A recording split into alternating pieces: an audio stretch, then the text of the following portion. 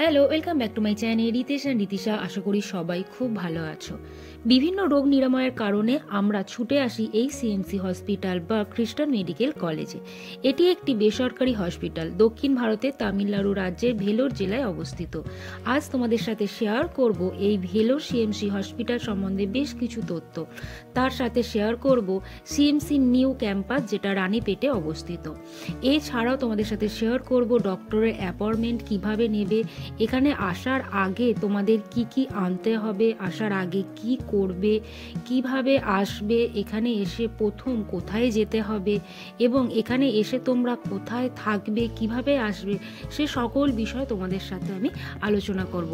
তো ভিডিওটি তোমরা সম্পূর্ণ দেখো, আশা করছি তোমরা অনেকটা হেল্পফুল হবে। প্রথমে বলি তোমরা কিভাবে আসবে। যদি ট্রেনে আসো তাহলে হাওড়া টু কাটপাটি যে কোনো ট্রেনে চেপে কাটপাটি স্টেশনে নেবে অটো বা বাসে করে সিএমসি হসপিটাল। যদি প্লেনে আসো তাহলে নেতাজি সুভাষচন্দ্র বোস ইন্টারন্যাশনাল এয়ারপোর্ট থেকে চেন্নাই এয়ারপোর্টে নেবে ট্রেন বা বাসে করে সিএমসি হসপিটাল। এবার বলি এসে তোমরা কোথায় থাকবে। সিএমসি হসপিটালের কাছাকাছি 200 থেকে 500 টাকার মধ্যে তোমরা ভালো হোটেল পেয়ে যাবে। এর থেকেও বেশি দামের হোটেল পাবে, এসি হোটেলও পেয়ে যাবে। আমরা যে হোটেলে আছি বা আমরা এসে যে হোটেলে বরাবর থাকি সেটার রেট নেয় প্রতিবারই 250 টাকা করে। এর ডিটেলস আমি ডিসক্রিপশন বক্সে তোমাদের সাথে শেয়ার করে দেব। এবার বলি এখানে আসার জন্য হাতে 10 থেকে 12 দিন সময় নিয়ে তারপরেই আসবে, কারণ প্রথমে ডাক্তার দেখানোর পর যদি টেস্ট দেয় তাহলে তার রিপোর্ট আসতে বেশ কিছুদিন সময় লাগবে এবং রিপোর্টটা দেখানোর পর আবার ডক্টরের সঙ্গে কনসাল্ট করতে হয়। এই এত কিছুর জন্য একটু বেশি টাইম হাতে নিয়ে আসাটাই ভালো। সিএমসি হসপিটালে আসার সময় অবশ্যই আধার কার্ড নিয়ে আসবে এবং আগে যে ডক্টরের কাছে তোমরা দেখিয়েছো সেই ডক্টরের সব কিছু ডিটেলস, রিপোর্ট সব কিছু নিয়ে তারপরে আসবে। এবারে বলি এখানে আসার আগে কি করণীয়। আসার আগে অনলাইন অ্যাপয়েন্টমেন্ট করিয়ে তারপরে আসবে, কারণ এখানে এসে অ্যাপয়েন্টমেন্ট নিতে গেলে ডেট পেতে প্রায় 1 সপ্তাহ মতো সময় লেগে যায়। অনলাইন অ্যাপয়েন্টমেন্টের পর যে ডেট দেবে সেটা দেখে তারপর তোমরা ট্রেনের টিকিটটা বুক করো। দু ধরনের অ্যাপয়েন্টমেন্ট হয়, জেনারেল অ্যাপয়েন্টমেন্ট আর প্রাইভেট অ্যাপয়েন্টমেন্ট। জেনারেল অ্যাপয়েন্টমেন্টের ভিড় বেশি থাকে, টাকা কম লাগে, আর প্রাইভেট অ্যাপয়েন্টমেন্টে ভিড় কম থাকে, টাকাটা বেশি লাগে। যদি অনলাইন অ্যাপয়েন্টমেন্ট না করিয়ে থাকো তাহলে সিএমসি হসপিটালে এসে মূল গেট দিয়ে ঢুকে সিলভার গেটে গিয়ে রেজিস্ট্রেশন করাতে পারো। রেজিস্ট্রেশনের পর ওখান থেকে একটা এই ধরনের কার্ড দেবে এবং এই ধরনের একটি পেপার দেবে যাতে লেখা থাকবে কবে, কখন, কোন বিল্ডিংয়ে ডক্টর দেখবেন। অনলাইন অ্যাপয়েন্টমেন্ট করা থাকলে তোমরা অনায়াসে সিলভার গেট থেকে এই কার্ডটি সংগ্রহ করতে পারবে।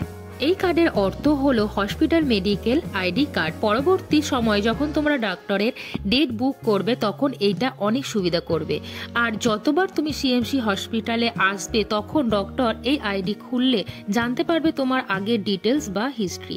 এছাড়া ডক্টর অ্যাপয়েন্টমেন্ট, টেস্ট, ওষুধের জন্য লাইন দিতে হয় পেমেন্ট করার জন্য। যদি এই কার্ডে আগে থেকে টাকা জমা রাখা হয় তাহলে পেমেন্টের জন্য আর লাইন দিতে হয় না। চিকিৎসা শেষে যদি এই কার্ডে টাকা বেশি হয়ে যায় তাহলে আবার সেটা পুনরায় ফেরত পাওয়া যায়।